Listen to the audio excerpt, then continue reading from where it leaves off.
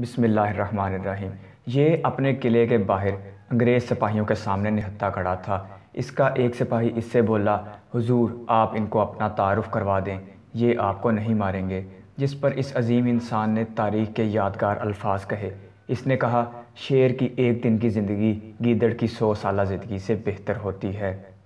پھر اس پر بہت سے انگریز سپاہیوں نے حملہ کیا اور اسے جام شہادت نوش کروا دیا۔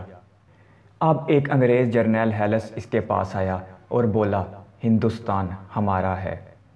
اس عظیم جرنیل کو قلعے کی دیواروں سے باہر نکال کر انگریزوں کے ہاتھوں شہید کروانے کی کہانی تاریخ میں غداری کی ایک بڑی مثال کہلاتی ہے، جسے سر انجام دیا اس سلطان کے اپنے ہی وزیر اعظم میر صادق نے۔ جی ہاں، ہم بات کر رہے ہیں تاریخ کے ایک عظیم جرنیل اور انگریز سرکار کے خلاف مزاحمت کے سب سے بڑے نام فتح علی صاحب ٹیپو یعنی ٹیپو سلطان کی۔ اور آپ دیکھ رہے ہیں یونیورس ویو کی سیریز بڑے نام۔ اس بڑے نام کی بڑی زندگی جاننے سے پہلے آپ سے پیار بھری گزارش ہے کہ اس معلوماتی چینل یونیورس ویو کو سبسکرائب کر لیں اور پاس بنے بیل آئیکن کو پریس کر دیں۔ السلام علیکم۔ بڑے نام کی اس سیریز میں ہم سقراط، افلاطون، ارسطو، اسکندر اعظم، حکیم لقمان، آئزک نیوٹن، البرٹ آئنسٹائن، جابر بن حیان اور ابراہیم لنکن جیسے بڑے بڑے ناموں پر بات کر چکے ہیں۔ آج ہم بات کریں گے میسور کے حکمران سلطان ٹیپو کی۔ اسلامی تاریخ کے بڑے بڑے جرنیلوں پر نظر ڈالی جائے تو خطہ عرب میں ہمارے پاس بڑے بڑے نام آتے ہیں۔ سہارا کے عظیم ریگستان نے طارق بن زیاد جیسے بڑے جرنیل کو پیدا کیا۔ بر صغیر نے ٹیپو سلطان جیسے بڑے نام کی زندگی لکھی۔ ٹیپو سلطان 20 نومبر 1750 کو ریاست میسور کے حکمران حیدر علی کے گھر پیدا ہوئے۔ بہادری اور شجاعت جیسی عظیم صفات بچپن ہی سے آپ کو نصیب ہو گئی تھیں۔ آپ کا دل و دماغ ہر قسم کے خوف سے پاک تھا، چاہے وہ اس وقت کی سپر پاور انگریزوں کا ہی خوف کیوں نہ ہو۔ آپ نے شروع سے ہی جنگی مہارت حاصل کرنا شروع کر دی تھی اور اپنی زندگی کی پہلی لڑائی صرف 15 سال کی عمر میں اپنے والد کے سرپرستی میں لڑی تھی، جس میں انہیں کامیابی حاصل ہوئی۔ یہ ریاست میسور کی طرف سے انگریز سرکار کے خلاف لڑی گئی جنگ تھی۔ اپنے لڑکپن میں ایک جنگی محاذ کے دوران آپ ایک جنگی قیدی بھی بنا لیے گئے تھے، لیکن پھر ہمت اور عزم اور حوصلے کے ساتھ آپ وہاں سے راہ فرار اختیار کرنے میں کامیاب ہوئے۔ ٹیپو سلطان کے زمانے میں مغل سلطنت اپنے آخری سانس لے رہی تھی اور آئے روز مغل سلطنت کمزور ہوتی جا رہی تھی، جبکہ خطہ بر صغیر میں انگریزوں کا اثر رسوخ بھی بہت بڑھ چکا تھا اور مغل بادشاہوں کی بادشاہت برائے نام رہتی جا رہی تھی۔ ایسٹ انڈیا کمپنی کے نام پر انگریزوں نے جو کینسر بر صغیر میں پھیلایا تھا، اس کی جڑیں اب بہت مضبوط ہو چکی تھیں اور انگریز پورے بر صغیر پر قبضہ کرنا چاہتے تھے، لیکن صرف ایک ریاست میسور ان کے اس عزم کے خلاف سب سے بڑی رکاوٹ تھی۔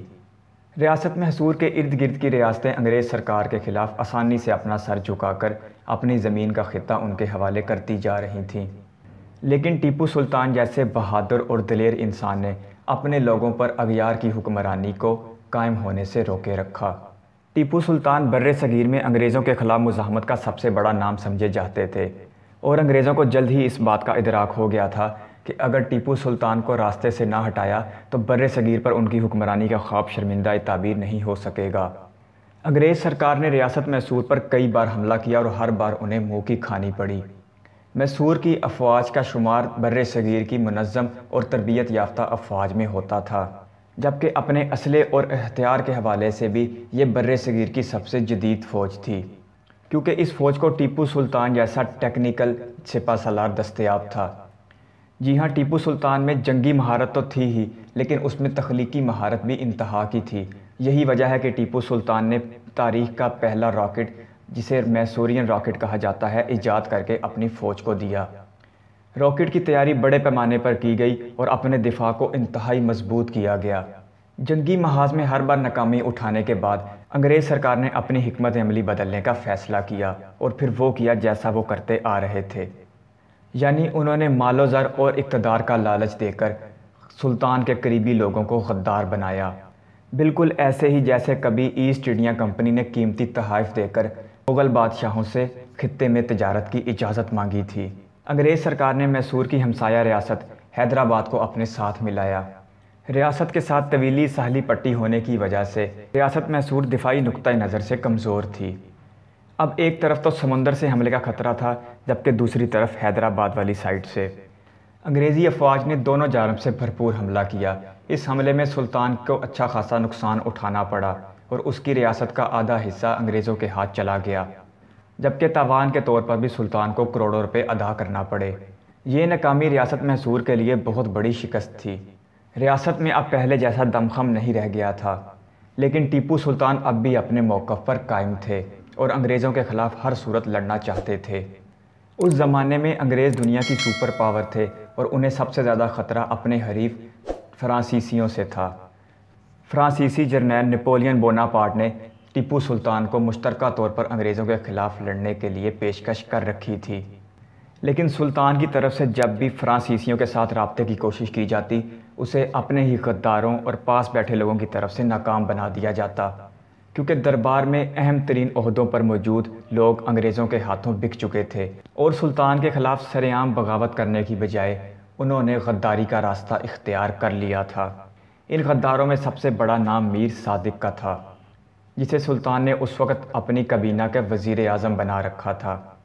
سلطان کی ہر حکمت عملی کی خبر انگریزوں کو پیشگی طور پر کر دی جاتی اور انگریز سلطان کی ہر حکمت عملی کو ناکام بنا دیتے، اسی لیے سلطان کے لیے یہ صورتحال انتہائی پریشان کن تھی۔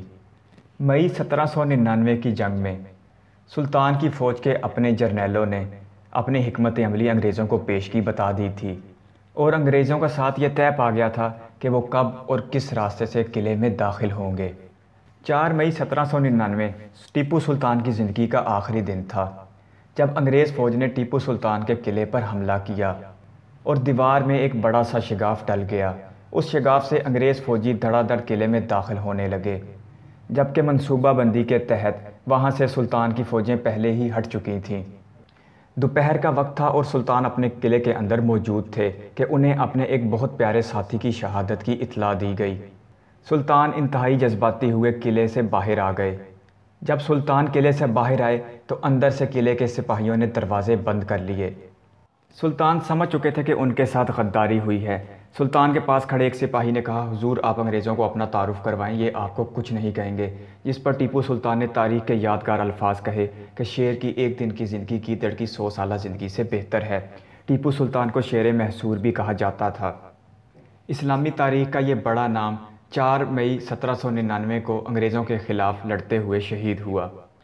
آج برِ صغیر میں رہنے والے مذہب سے بالاتر ہو کر ٹیپو سلطان کو ایک ہیرو مانتے ہیں۔ ویڈیو دیکھنے کے لیے آپ کے قیمتی وقت کا شکریہ۔ اللہ حافظ۔